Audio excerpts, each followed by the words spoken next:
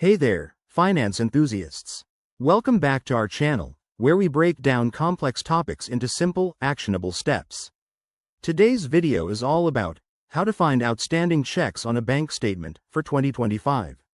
If you're juggling personal finances or running a business, knowing this can save you from headaches like bounced payments or accounting errors. Let's dive right in. First off, what's an outstanding check?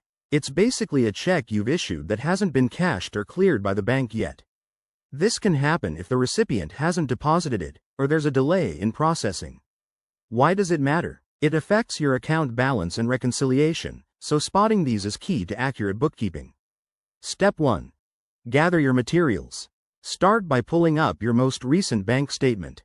In 2025, most banks offer digital access through apps or online portals, making this super easy. If you're old school, request a physical copy. Step 2. Scan the transactions section.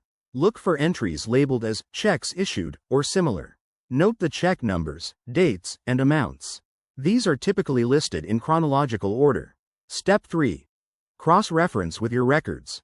Pull out your check register, spreadsheet, or any log where you track issued checks. Compare the dates and amounts on your statement with what you've recorded. Step 4. Identify the mismatches. Any check in your records that doesn't show up on the statement is likely outstanding. Double-check for any holds or pending transactions that might not have posted yet. Step 5. Take action.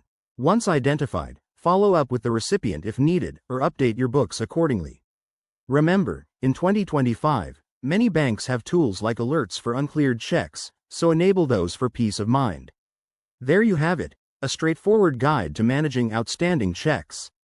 This process not only keeps your finances in check but also prevents surprises at month end. If you found this helpful, hit that like button and subscribe for more tips. Drop your questions in the comments below. Thanks for watching, and see you next time.